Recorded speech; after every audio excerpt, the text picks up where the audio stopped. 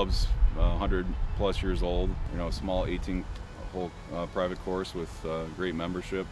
Most of them are all local. We're kind of landlocked a little bit, meaning there's really not space to. I mean, we're just shy of 100 acres, so there's not a whole lot of property here, but it's nice and tight.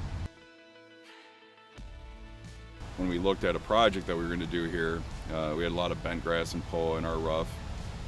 We had a relatively stressful summer as far as those grasses at rough height go, and so it had been in the talks to do something with like a green bank, and so after the summer that we had, we decided now would be a good time to do it. We've done about 6-8 acres of just seeding of Barenbrug, RTF and HGT, and really liked it, and then the sod that we've gotten has been fantastic too. We killed off the green banks to eliminate that POA and bent grass that we have in there. And then when we said, okay, we want a dense grass that's going to kind of allow for less competition from below. I'm sure there's millions of seeds that are still going to want to pop up, and so choosing a dense grass an aggressive grass was important for us in our selection process. All in-house, and like I mentioned, we're trying to do about 50,000 square feet of sod a week.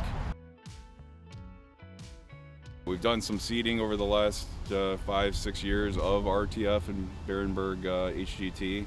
We've liked it, and how well it does well in our soils and stuff like that. So when we came to a larger sod project, it's kind of clear cut as far as what we wanted to go with. We selected Barenbrug RTF for our bunker faces. We don't have just solely bunker face irrigation, and so we've done some replacement of sod on bunker faces, and even with not having irrigation dedicated to the faces, this basically it'll remain green year long with minor additional irrigation to it. So Barenbrug RTF has worked really well for us for bunker faces, drought resistant, color, establishment. Works really well for our bunker faces. We've got basically flat bunkers, but quite a bit of slope on them. The HGT that we selected, same thing, disease resistance, density. We just laid this sod last week. You can see it's starting to maybe root a little bit in there, but it's strong, aggressive rooting, good for wear, good for tolerance. The color's beautiful with minor inputs to it. And the selection of the RTF and the HGT for our green banks was pretty easy to make that selection. Payne Sod Forum has been a supplier for us for about 3 or 4 years now.